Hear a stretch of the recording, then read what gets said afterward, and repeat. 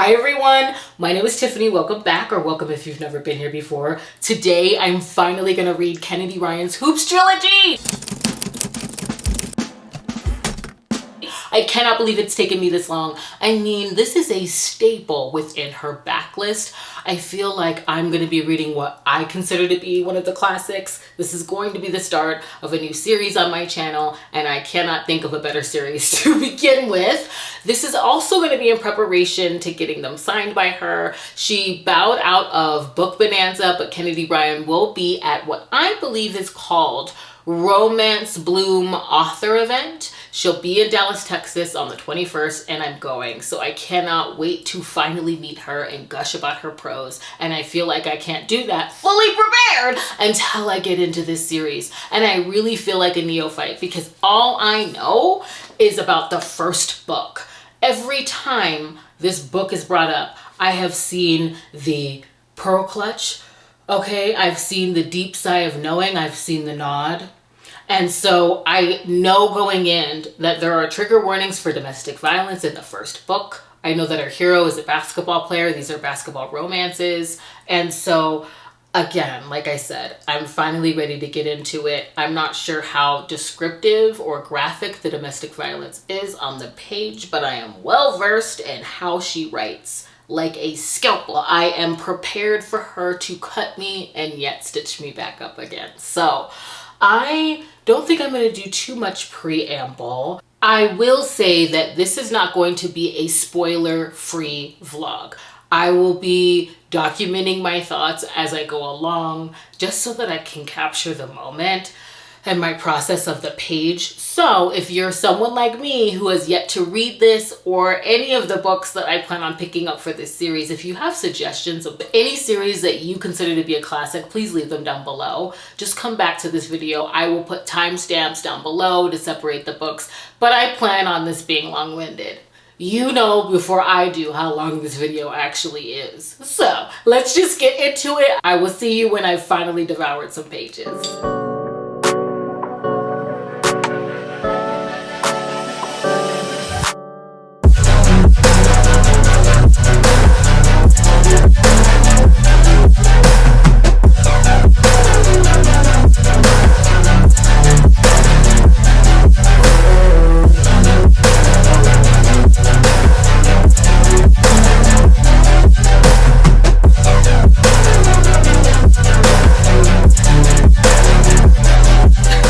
I'm not even that far in and I already have to talk about this meet cute and a few other things, because there's something about their first meeting that reminds me of what I loved about Flow, which is the prequel novella to the Grip trilogy, which is that in a moment they cover so much ground in terms of communication. I feel like they traverse more than many do in entire relationships. Their meet cute had a faded quality to it, and I love how she just is able to telegraph that in a single scene. We're meeting August, okay? It's the night before the biggest game of his life. It's the national championships, right before the NBA draft. It's also the night before his late father's birthday, and he's in a bar and is sort of disrupted by his musings by a booming voice that's cussing out the calls of the game, okay? That's playing in this bar. And it's Iris. And she's not at all impressed by his approach, okay? And she knows the game well, sizes him up very quickly, and he's immediately intrigued. And I love the verbal volley. I mean, the intrigue is there. The intrigue is there. I mean, the way that he even talks about her, also talks about how he sees an NBA career, is very different. There's just something that's a little askew, but also in alignment between them. But I love what he says. Hazel is too flat a word to describe all the shades of green and brown and gold. I've never seen eyes quite like these. Several colors at once, several things at once. I wonder if the girl behind them is as multidimensional. And, I mean, we get so much as readers from this first meeting that's just a moment. Learning that Iris is such an ambitious woman who is hell-bent on establishing herself and doing for herself, which is very counter to how she grew up and the example that she got from her single mother, who aimed to be kept and was dependent on other men. And so we get these just two people that collide, and it feels like the potential of more is robbed from them. I love the opening of this.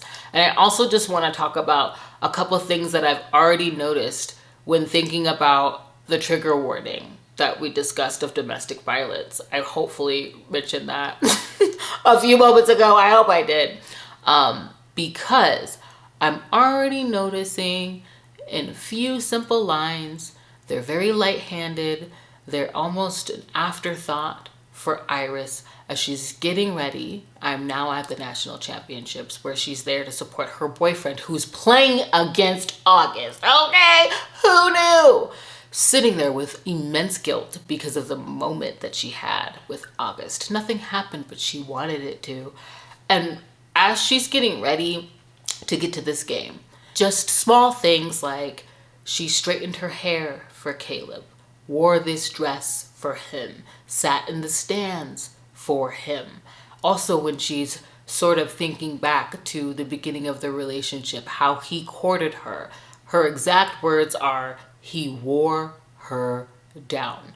And I haven't gotten to any moments that scream out to me in terms of like trigger warnings yet, but it's this insertion of small things snowball.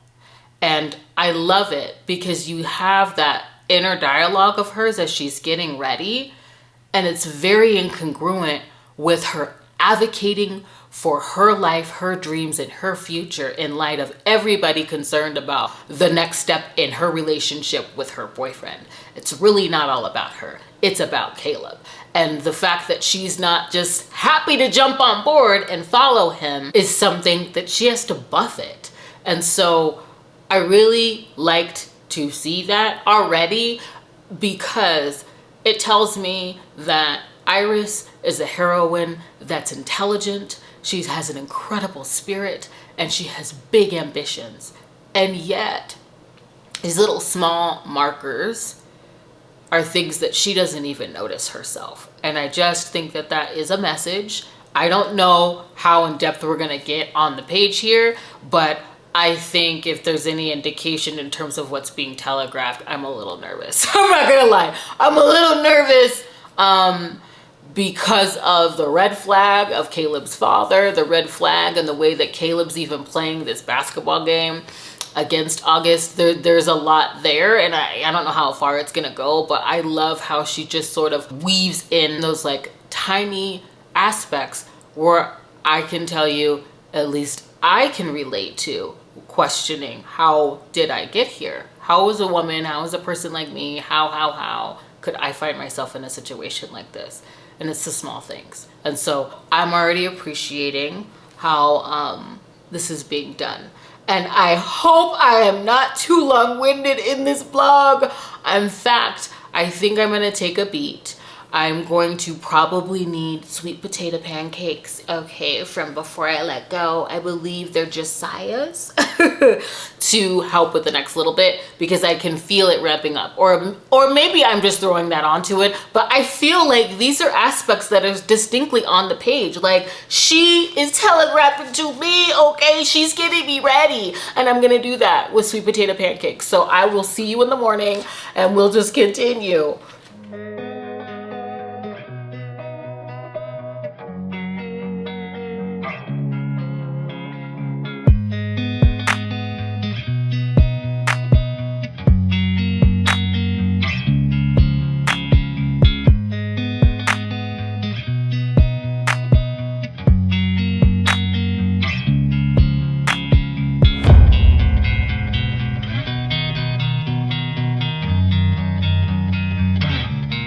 Expecting to get this far along in the book without updating you. I have reached a point of the book where I quite frankly need death on the page. I need atonement in blood for the atrocities that I read last night. And I really needed to buoy myself up, okay, with Soledad's vinaigrette, which was delicious, by the way. It was delicious and I needed it. And so in addition to an HEA, I need death.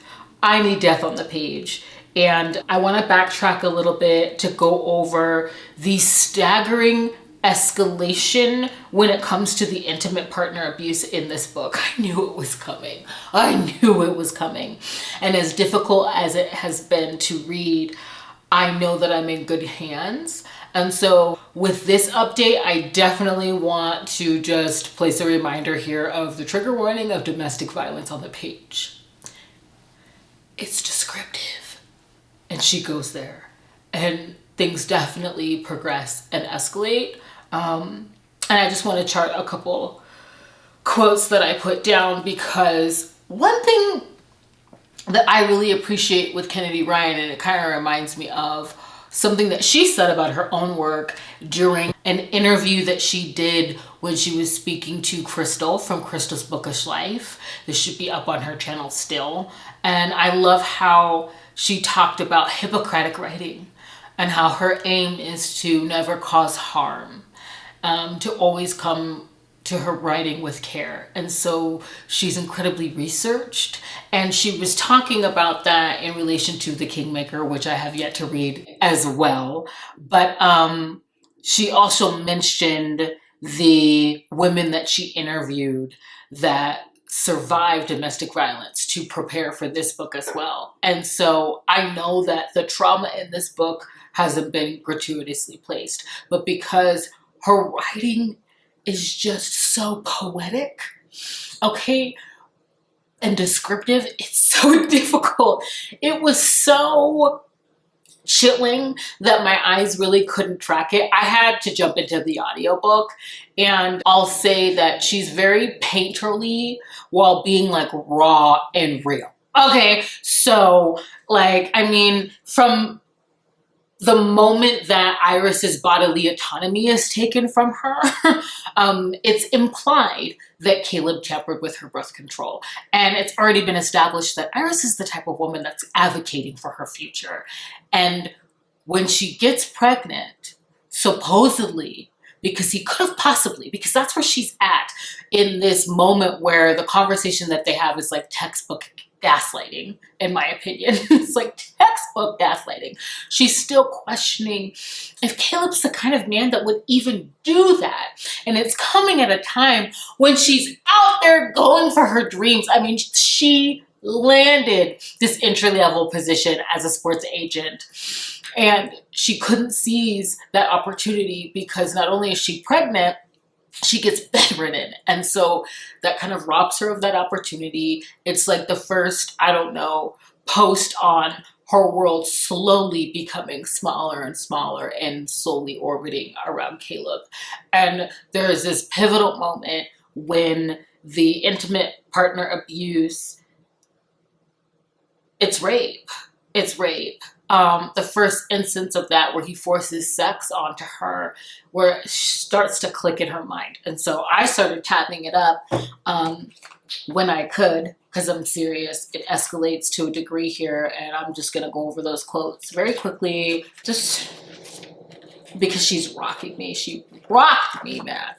But the first moment when she says, "I felt like an object tonight, like he was collecting rent money. It was a transaction between our bodies, only where I got nothing and he took everything.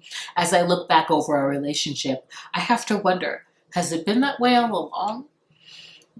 And to me, to equate paying the rent with the sex life that she has with her partner, it just took me all the way out, okay? But her words are also very visceral as well, because when the intimate partner abuse escalates to him physically hitting her for the first time, this took me all the way out.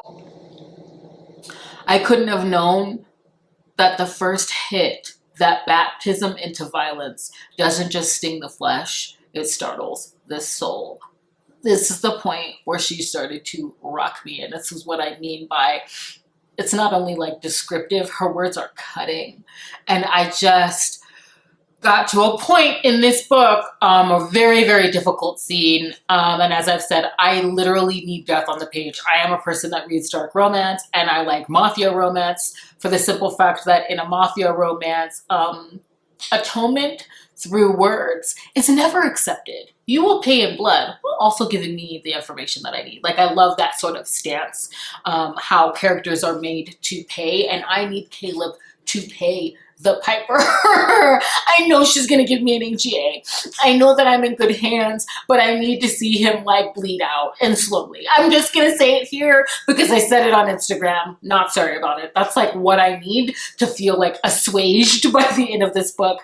And you know, it's crazy because after she is hit that first time, I think it's very skillfully done that Kennedy shows Iris trying to leave.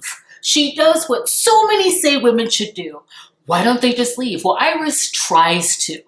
Iris tries to and really learns how much her life is controlled by Caleb. She takes the car that is owned by Caleb. She is reported by him and stopped by the police and seen as kidnapping their child. The credit cards that she tries to use to garner them lodging are cut off because why? They're Caleb's. Everything in her life is controlled by him. And it's just a very horrifying and like slow just depreciation of her freedom, and it's very difficult to read. It's very difficult to read. There is a scene where it's just absolutely demonic. Calling Caleb a monster just isn't the word. It isn't the word.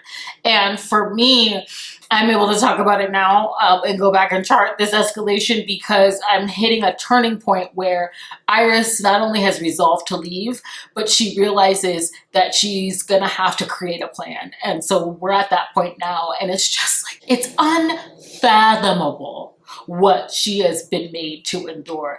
And she has no one. Even his brother, who's in the medical field, comes in periodically to stitch her up so she doesn't appear battered to everyone else. It's disgusting, and Caleb must pay. And like woven throughout this very bleak existence that she's living, she has these very short-lived moments where she gets to see August that feel like a freaking exhale, and they feel like hope, but it's also like what she can't have. Very early on, like after she gets pregnant, they see each other at All Stars weekend. You know, Kennedy Ryan makes like breastfeeding just like nurturing but sexy. I mean, the way that he sees her just like marks her beauty, speaks life into her. Get you a man that's gonna tell you to go to therapy. He speaks life into her and reminds her of the woman that he met in that bar and petitions for her to go after her dreams. It's just too much. I mean, their chemistry is really seen by all, including Caleb, which leads to August getting injured by Caleb in a game. And that's where we see the sort of like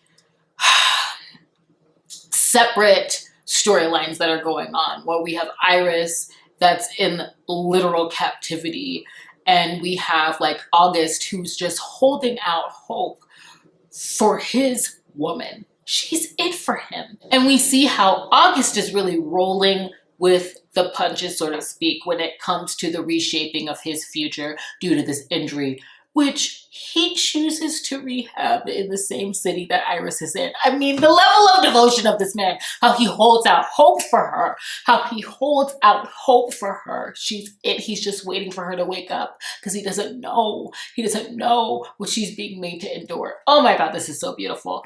And he gets redrafted to a team. I'm loving the side characters, like Keenan, his new teammate, his new captain. He's like the old head on the team who, you know, is having his own relationship stuff, being that he's recently divorced from his wife who cheated on him with his best friend, I believe, and that was a big public thing. So, you know, as like August is dealing with just all of these changes. I really like Keenan on the page. He's absolutely hilarious. Keenan is like teaching him a lot about the game, but I like that friendship. Their friendship kind of feels faded, and I'm really enjoying that. And I have no idea how Kennedy is going to make this second chance happen, how Iris is going to get out, how August and Iris's paths are going to meet and for long enough to get their romance going. But I'm thoroughly invested.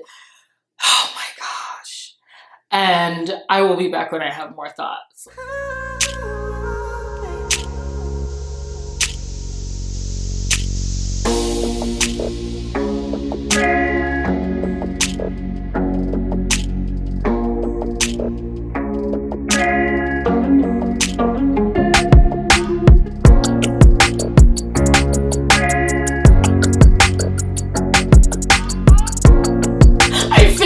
Shot and it was everything. I am elated. I got what I needed. I got the leveling at the neck that I needed. And this was just absolutely beautiful. The way that Iris, her strength in this book, how she gets out of her freaking marriage, and how she goes back to the very beginning where it all began with that entry-level position that was robbed from her. The reveals on Jared! It took me all the way out. I kept wondering how she can have their ships freaking meet. And the fact that she starts working at the company, okay, that August is a silent partner at, and the fact that he gave up a $45 million contract so that he could just be where she's at. And the level of care, I mean, he's implementing livable wages and daycare to benefit her. Just the romance that they finally get to have one another. How he holds space for the trauma that he doesn't even know the full scope of in this book. And the leveling at the neck. I got what I needed. I got what I needed. I desperately wanted Atonement in Blood on the page because that's not a narrative that women get. And I just feel like she gave me everything I needed in this book. This is some of the most harrowing portrayals of trauma while also handling it with care that I have ever read. It deserves all of the praise, all of the accolades. I absolutely rated this 5 stars. This is kind of top tier for me. I cannot wait to continue. I will be back, but oh my gosh, freaking bravo to her. And the RITA for Best Contemporary Romance Long goes to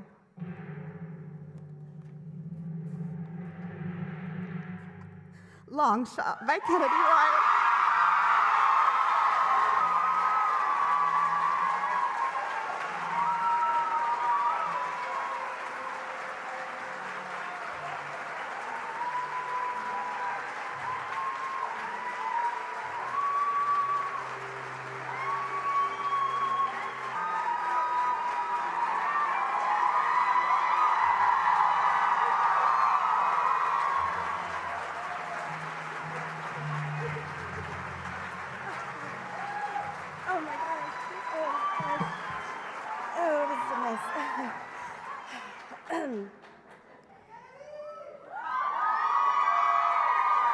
Oh gosh, I think I just deleted my whole speech.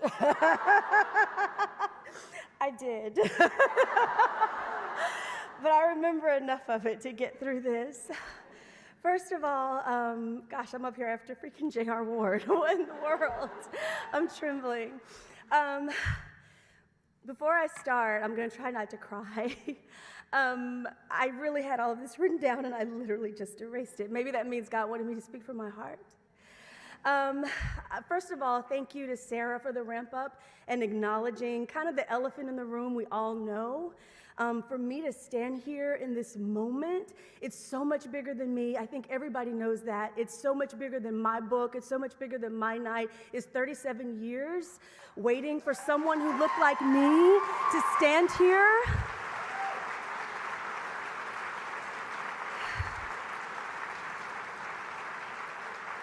It is spectacularly overdue, and at the same time, as I'm so incredibly honored, thank you to the board who's working so hard to make things better. We appreciate that, and we won't stop asking, we won't stop demanding, we won't stop agitating until everybody is represented. Thank you for all that you're doing. I promise I'm almost done. And I want to thank the pioneers, the trailblazers that she referenced, people who did not have a roadmap in this industry. People like Brenda Jackson, people like Beverly Jenkins, people like Vivian. They didn't even have a roadmap, and they have laid the steps for people like me, people like Nana Malone, people like Alyssa Cole, all the women who are grinding right now, women of color, to make sure that our stories are told. So this moment's just so much bigger than I am, and I'm so nervous, but I had to say that. I'm just so honored to stand here. And as for the book Long Shot, I just want to say I wanted to tell a story for women who had been through hell who deserved a happily ever after. And there were so many survivors I spoke to. Literally, we were on the phone sobbing because I had my own biases before I went into a book about domestic abuse. The first time anybody hits me, I'm out. Why would they stay? And talking with these women about the complexity of their situations and the hell they went through, and then to see them come out on the other side, I wanted specifically, I had maybe 10, 15 survivors who helped me with this book, but there were two, and I dedicate this award to them, Paula and Natalie. Paula and Natalie, who read with me, who shared the darkest chapters of their lives, reopened the darkest chapters of their lives so that we could get this as right as possible. This is your award just as much. You guys know you went through hell, you got a happily ever after, and I pray that you continue to do so. I want to thank my husband, and then I'll get off of this stage. Really, it would have been shorter if I hadn't deleted my speech. I promise.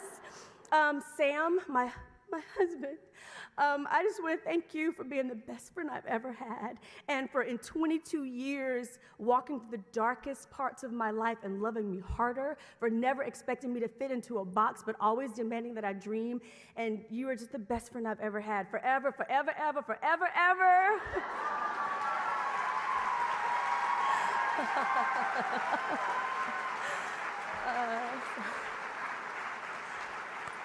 I love you so much. And thank God, because I truly believe that writing for me is not just a vocation, it's a calling, and I'm going to keep on doing it. Thank you guys so much.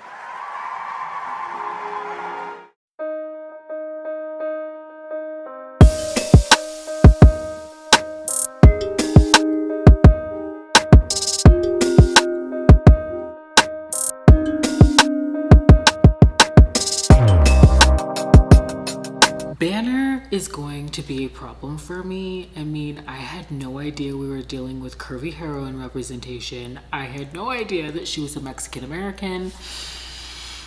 I'm living and also terrified for the relatability, to the point where I'm on part 2. That's only 61 pages in, and I fully was prepared to update you in this lounge, but it's late, okay? And I really feel like I cannot talk about this with my full chest properly in here. So I'm gonna take you home. We're going, and we're gonna reconvene there because I'm shocked. I'm loving her. Okay, we've made it back to my couch. Please excuse the lack of lighting, okay? I just want to get into it. I could not really talk in there, and I feel like I can now. So I just want to say that a lot of what goes through Banner, our heroine's mind in terms of her body image, is just completely relatable. There are 2 standout quotes that I am going to talk about because I just, they rocked me. And one thing that I love in books is when an author can either write something that I have said to myself or write something that I have felt, but I did not have the language to articulate at the time that I experienced whatever the thing is in the book, whatever that emotion is, the loss, whatever. And there are already so many quotes that I find incredibly relatable when it comes to Banner, our heroine. And we meet Jared, our hero, both of them really, in college, senior year. I think I showed you a little clip of me actually opening and starting this. And Jared is sort of, I guess I could call it, rushing to a fraternity that is akin to the Skulls. If you do not know, the Skulls is, I believe that was either early 2000s, late 90s movie. I hate to use the word iconic because, I know it's overused, but when we're talking about the Skulls here, it's absolutely that, because it's a referential film when thinking about secret societies, okay, and fraternities. Jared garnering access to the Pride, this fraternity, is like his ticket to like the powerful, privileged white male club, okay? It's the keys to the kingdom. They run all. And at the beginning of this book, he's sort of cutting them down to size. Like, I love how he's just like character assassinating them all in his mind. And like his last rite of passage, okay, the way that he's going to garner access to their upper echelon is to sleep with Banner. They want him to sleep with the big girl because that's a sacrifice that's fitting. And they know that he's good friends with her. And this has something that I love in films and television, which is where we get an action that showcases the character of who we're gonna be following, and he turns them down. In fact, he reads them for filth, okay, and turns them down. And we quickly get introduced to his friendship with Banner. They've been friends since freshman year. I love the banter between them because it's exemplar of a shorthand. I also love that as well, when the dialogue just sort of like telegraphs that there's a knowing between them. She's intellectual, she's passionate, she is everything. Banner is everything. I love how she's quick-witted. I love the relationship that you can kind of like already see very early on, and you are also privy to his inner thoughts of her, how he really sees her. I mean, like part one, I've already gotten introduced to two because I'm at part two right now, but part one, like it even says, there's something about falling in love with a beautiful mind, and she has just that. But I think too, this recasts attraction a little bit for me because body image is such a big feature when it comes to their first hookup in this book because of her being a curvy heroine. Not only does he seem to be captivated by her mind, he's attracted to her, which is something that she finds baffling, that she doesn't believe to be true. She can't quite get a beat on that. She was not expecting Jared, who she never really thought that she had a shot with, that she had a genuine friendship with.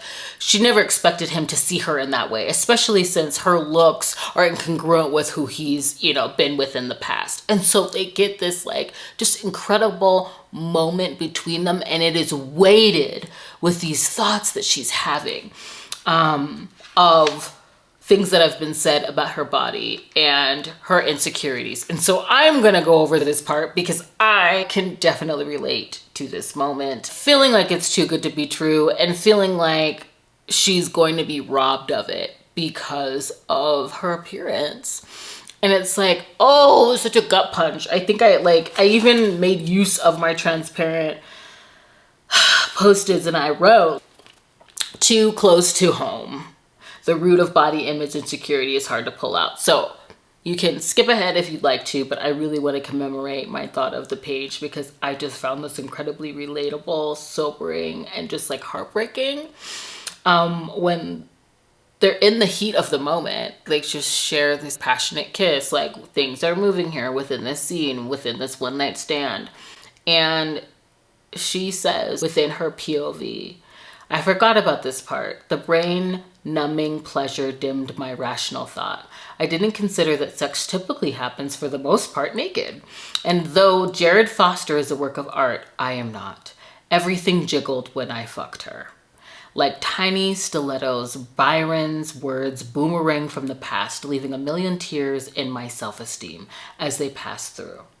That passion, that deep desire in Jared's eyes, will it die? Will it disappear when he sees me, my jiggly parts, my unsculpted body? I've had it less than an hour, that look in his eyes, the anticipation of wanting me. No way I can keep it, sustain it if he sees me. I just want to hold on to it a bit longer. Let's turn out the lights. Oh my God! Oh my God. When she says that, it rocked me. It throws so much weight onto that moment. And so, of course, her elation, that sort of like moment is shattered when the Pride, these fraternity incels, bust in on the moment that they shared and make it seem like Jared just did it for them. And it breaks her. And there's a moment where Plus too, like it breaks her. It's humiliating, but she also lets them have it. She lets them have it. Just the cruelty and their stupidity and their failure to see all that she is, all that she will be, and how small they are. I'm sorry. She just went there, okay? Kennedy gave me a moment, and I'm just like, I'm rolling with it, okay? So, there's one more line that I want to go over because it rocked me, because it definitely is a moment that I can completely relate to. It is something that I felt in college. I remember it distinctly. And she put words to it. And I'm like, Kennedy, stop. Mic drop. I did not want to be yelling and screaming in that lounge. I was way too excited. And also just like, you know when you like bond with something on the page. Like, I was like, you did that. I have felt that. Because there's a moment where she can accept Jared's apology. She can choose to believe that he didn't mean it. You know, choose to lead into her feelings for him, or she can choose herself. And it's like, she only has the bandwidth for her very big and ambitious goals. And so I love this freaking quote when she says, no. I have dreams, ambitions, goals that will require all of my focus. There is an uphill climb ahead of me, and I won't make it if I'm broken. Ooh, she chooses herself. Oh, but that line just like rocked me. I was like, oh my God, I felt that. That instinctual like knowing, I cannot be that girl, because I want to be that one. You know what I'm saying? Anyway, so I'm loving this so far. And we follow Banner from college into her internship as a sports agent, into being co-workers along with members of the Pride, and trying to navigate through this freaking boys club. And she garners her first, I mean, big time client as an intern, because she sees Alonzo, who is an international basketball player. That's kind of like, I'm using Kennedy Ryan's words because I don't know anything about basketball. I'm gonna like act like I know what I'm talking about, but I don't. He is poised to be in the NBA draft, okay? And we've got, you know, big time companies like Nike sniffing around for endorsements. And so they want to sign Alonzo. And Alonzo has sustained great loss. And she garners him as a client, her first client as an intern, over Caleb. Sorry if your name's Caleb, but you know, it's just like, it's like, it could have been Chad. It could have been Chad. But she garners him as a client, and he puts his trust and faith in her because she treats him like a person and not like a contract.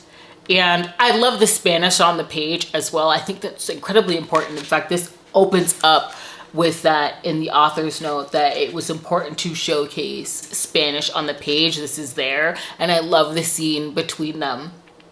But that's how she gains her first client, out of genuine kindness. And I think that that's going to, or I hope that like is exemplar throughout her career as we move into part 2. I don't know where Jared's at, okay, but I know where Banner's at, okay? I know where Banner is poised to be, and I just love to see that she's thriving and that she did choose herself.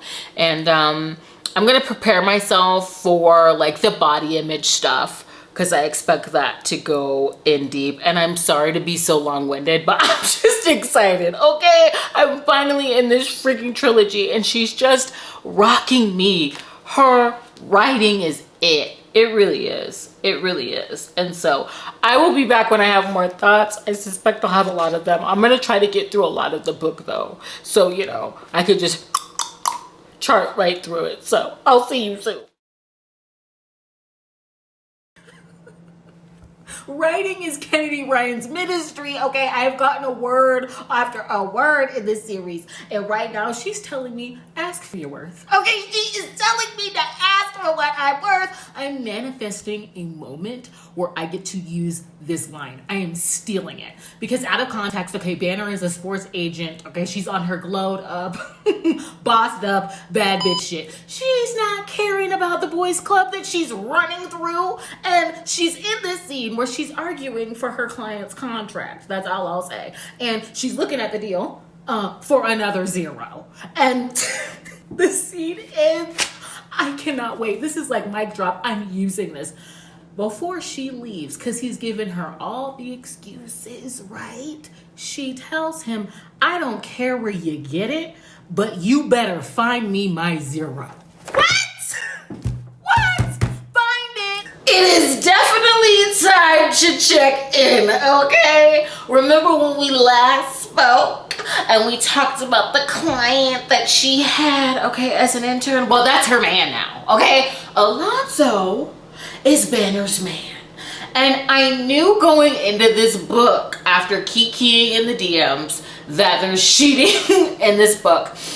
And I want to go over why that's a gut punch, but I also appreciate the way that the cheating is handled in this book. But we gotta start with Banner's glow up. The glow up is all the way real. And I love that it's not centered around her weight loss and her getting down to the causes and conditions of her relationship with food and her body. It just reads like Banner is comfortable in her skin. Banner has done the freaking work, okay? And she's built this career from the very beginning of forging genuine relationships with her clients, okay? She is keeping their noses clean and she is making sure that these checks get cleared and cashed. They're getting paid their worth. I love the reputation that she has within the industry in this book.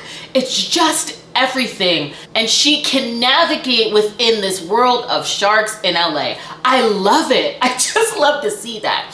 And also, you know, this is when Jared's coming into the chat and, you know, they're reunited now and he could care less about Banner's man. And I don't expect Jared to care about Alonzo. I expect Banner to. And I think the big gut punch hit for me while they are spending sort of close proximity with one another because Jared keeps, you know, making sure he's in her face, okay, at the gym that she goes to. They're gunning after the same contracts. Now I get it. Block shot, okay? Jared is known for blocking those contracts, okay? Jumping right in there right before another agent thinks they're gonna close a deal and he yanks it. And I love to see it. I love to see that the man that she saw in college, that he, yes, was gorgeous, but was also smart, and the man that stood up to the pride, he's still doing it in business. Love to see that. Love to see that, okay? He's all up in her face. And like I said, I expect Banner to handle her relationship with care and not so much Jared. But what gets me with the cheating in this book is that Alonzo's not only like her boyfriend, he's her best friend. He is a true partner in life. He's family. And that's really the kicker. Just seeing the relationship, how they're able to separate business and personal. She is still his agent. The way that he shows up for her, their love life is not lacking.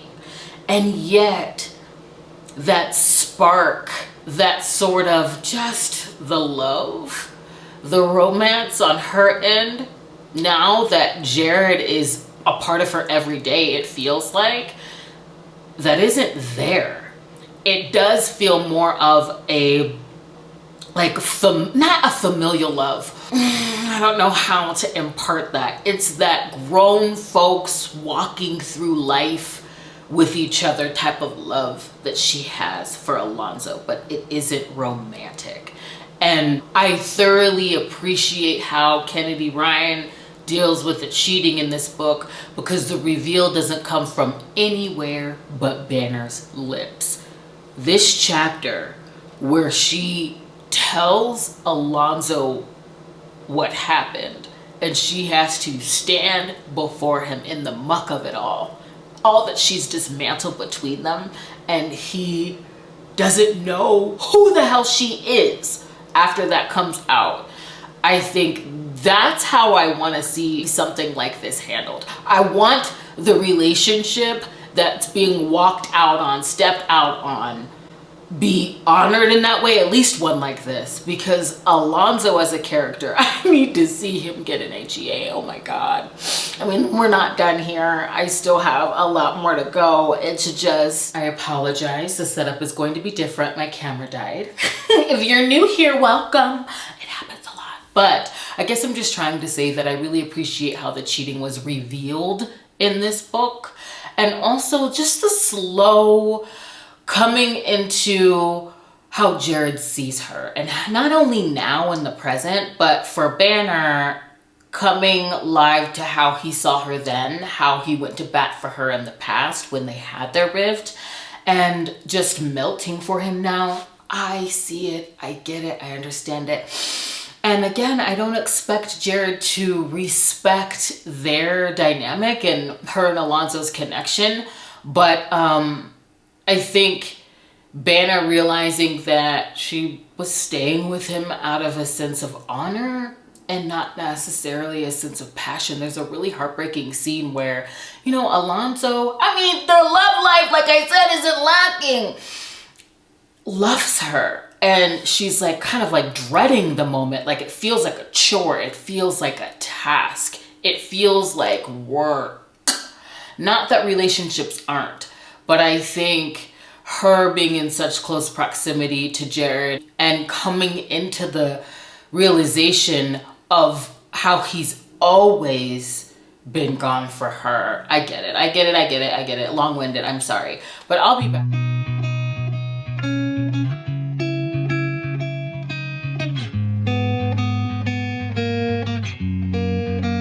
Kennedy Ryan did not make it easy on Banner in the third act of this book.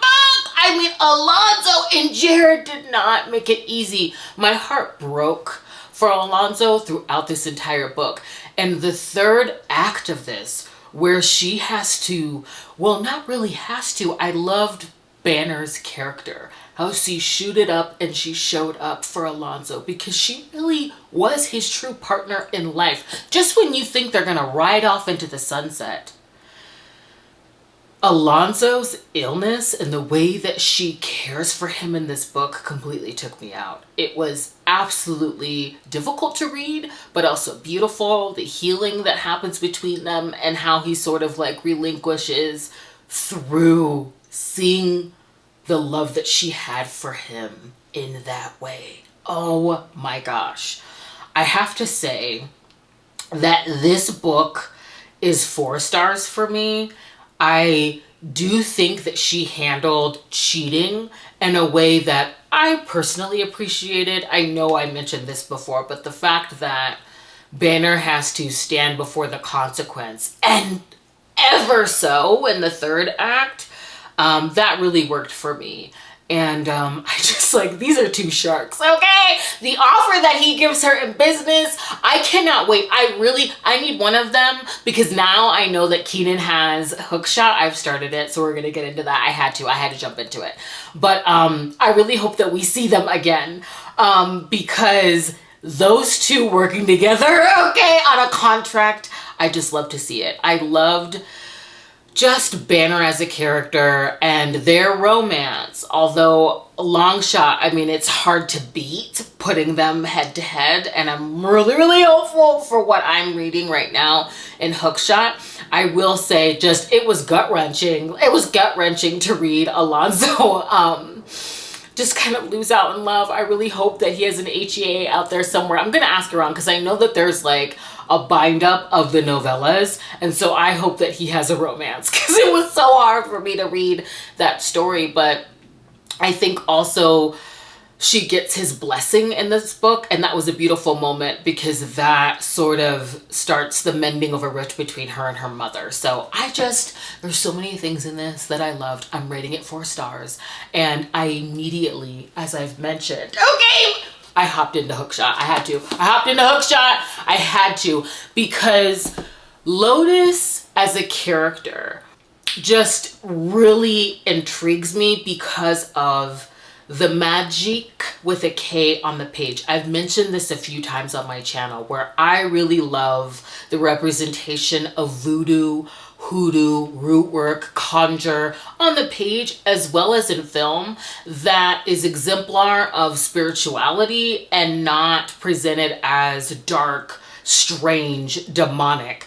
I became interested in that in college, just in its ties to Black ancestry. So I think it's really important to have positive representations of that, and I just find it fascinating. So Mimi being a voodoo priestess and the one that took in Iris and took in Lotus in great times of need, I love that, because for Iris, she's able to go back home.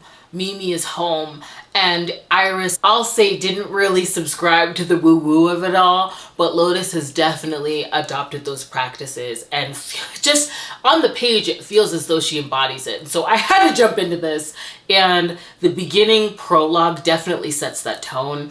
And I wasn't expecting, I don't know how I missed it, but Lotus is in fashion, okay? She's in New York living her Sex and the City life. I love this line, okay? When we got into it, I'm just like, it made me miss New York. That's where I went to school.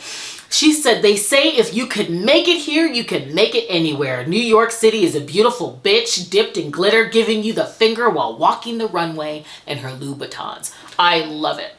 And at the beginning of this book, not only is she like an assistant to a designer in fashion and has her friend group that is tight knit.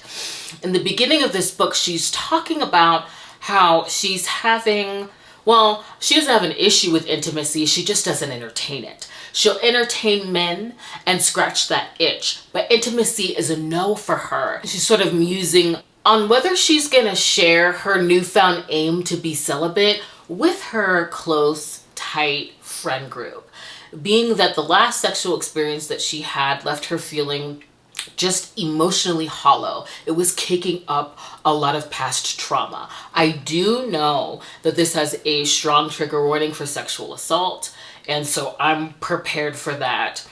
And so at the beginning of this book, not only is Lotus a fashion assistant now choosing to be celibate, she is put right in front of Keenan's path once again, because they've met a few times. Keenan was gone for Lotus at sight. He has mentioned her throughout this series. Okay, he's mentioned her time and time again.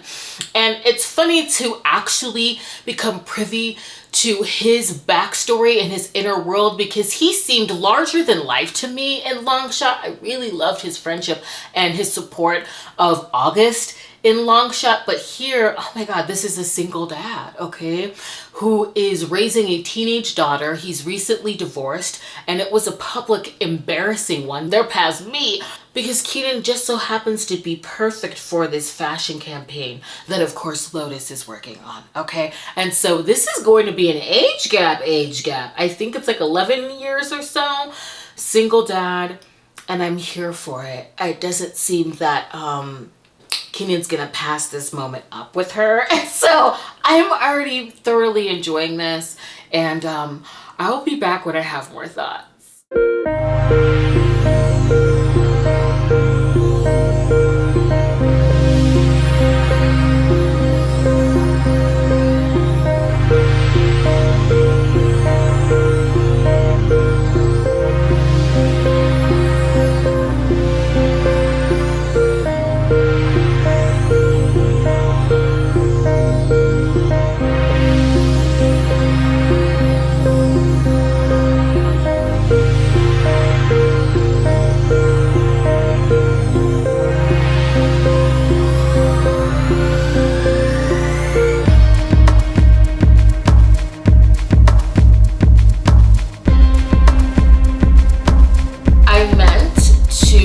Come to you sooner. I am breaching the third act of this romance. I'm so sorry. I just found out what happened to Iris as a child. So I wasn't gonna like turn the camera on, similar to when I was in Long Shot. But I realized I haven't updated you, so I just want to backtrack a little bit because a lot has happened. I'm loving the fact that this has crossover. I got to see Grip. I I get to see Grip in Bristol. I was just as excited as she was, okay? Because that was one of their date situations. So I loved seeing that in this book. Hold on. Let me just backtrack a little bit, because the fact that she is comfortable enough to share what happened to her with Keenan is very poignant. Throughout this series, the importance of therapy, support groups, mental health, and just, again, the handling of trauma has been difficult to read, but this is just a series that's handled with care. And I absolutely love Keenan as a hero. I think he might be my favorite hero of this series. It's just the way that he's just so sure about her. He's so protective. He's so protective of her. And I love how he's just willing to play ball. Whatever she's willing to give in terms of her time and her essence and her presence, he's willing to take. Because in the beginning of their interactions, again, she's not willing to go deep or be intimate. That's not what she is after. She can't ignore the chemistry between them, and she's willing to spend time. Okay, and the steam in this book is absolutely delicious. I mean, it's very sensual, but has like a primal quality to it as well. And he can be dominant while also like holding space for really what he just worships her. This is body worship, okay? He worships her, and I love that. And I also love these moments where he can't make sense of her worldview, but he holds space for it because he just knows that he's gone for her. That's all that matters. So I just love how Keenan is hell-bent on doing whatever he has to do to be in Lotus's presence as she's working through the source of her trauma and how that's coming out in this feeling of emptiness. And it's now time for her to face all of that. And so this is incredibly beautiful. And also just him being a single father with a full-time like NBA playing job, and the public eye that his ex-wife is placing on their family. The way, okay, that Lotus handles his ex, I mean, she reads her for filth in the kindest way, just keeping it all the way real, but she deads that. I loved it. And yeah, there is a strong trigger warning for sexual assault. What happened to her was just deplorable, and I think the pain point of just Iris and Lotus's mother's just not protecting them. Pain point of just the betrayal of both, like, I thought of Iris too when I was in this. They just weren't protected. They weren't protected by those that should have looked out for them, advocated for them, stood by them. And just like this beautiful code word in this book, hopscotch. And Caitlin from the Librarian was telling me, pay attention to hopscotch. And you know, this book just went there for me. It was very difficult for me to read. And the fact that she's able to share it with Keenan and now he just wants to absorb it all for her. It's just absolutely beautiful. And also too, how she's trying to hold space for his daughter. It seems like that's being telegraphed, that his daughter is very much in Lotus's mind as they're getting deeper and deeper into their romance. And so I'm not sure, you know, where this is gonna go either, but I'm loving it. It's difficult. I don't know if I'm gonna have the bandwidth for much once I'm finished with this like series. It's really taken me just through all of the emotions. But I'll be back when I have more thoughts. I'm sorry I didn't update you sooner. It's just like, I just was enthralled. I've listened to most of this, and now she's just lacerating me. And I'm trying to like hold it together. So I'm just gonna push through and finish, and I will be back to wrap it up.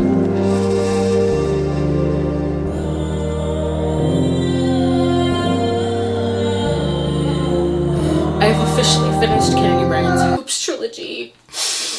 And oh my gosh, the third act healing in this book. I had no idea that there was a trigger warning for a suicide attempt, and just a standout moment for Lotus when it came to her healing and her mother. I also loved, there was just a great showcase of like what magique with a K is and what isn't in this book. She had me scared. Keenan, I knew that she wasn't gonna take him out, but there was just, I went through a lot of emotions in the third act of this book. And I almost see this as a single dad, sports, and friends to lovers, because they really are friends in this book. I mean, when they're sharking around one another and Lotus has decided that she really has to get her mind and her spirit together in terms of what happened to her, and that she can't really entertain more. And Keenan is dealing with just that very public portrayal of his ex and his teammate and trying to raise his daughter, and just all of the theatrics with his ex and just how they lean into one another. And oh my God, there's such a beautiful quote in this. I'm just gonna share this quote. I also love how Lotus does hold space for his daughter. There's no third act breakup. It's that she wants to be mindful of his daughter because of how her mother wasn't mindful of her sentiments of the men that her mother brought into her life while she was growing up. And so I just thought that that was beautiful and full circle, and he's just completely gone for her. Keenan's absolutely my favorite hero of the series, and it is going to be a toss-up between Hookshot and Longshot for this is Blockshot. I think there's something for everybody in this series, but it is a toss-up between Hookshot and Longshot for my favorites. This is just standout, as I've said, I know, in terms of how trauma is presented and handled with care. This is going to be an all-time favorite of mine, and I'll have to say that this is a favorite single dad romance as well. But I'm gonna close out with one of the quotes that I don't think is ever going to leave my mind. It captures the HEA. They were simply meant to be. And it just also just Lotus's like worldview, her spirituality is just so freaking beautiful. Kennedy gutted me. I went through all of the emotions in this series, and so I'm gonna wrap up with this last quote. I have to find it. Okay. We stare at one another across centuries, across continents, across time and space, and I believe that I would have found him anywhere. There is no place, no spot on the continuum of time that could have hidden this man from me. Absolutely stunning. This series deserves all the praise. I cannot believe that it took me this long to read it. Oh my gosh. If you don't think I'm not bringing this entire series to Half Price Books, it is a Bloom event. Okay, these have been recovered. I am going to be bringing this along with Kingmaker. I have not read that yet. That'll be the next within her backlist that I'm hoping to read. But I'm going to be bringing these for her to decide. Okay, I just cannot wait. And if you have any series that you believe are classics in terms of them being a staple in your opinion, please drop them down below. I would love to read them. And again, I want to thank you for joining me. Please consider subscribing, and I'll see you in the next one. Bye.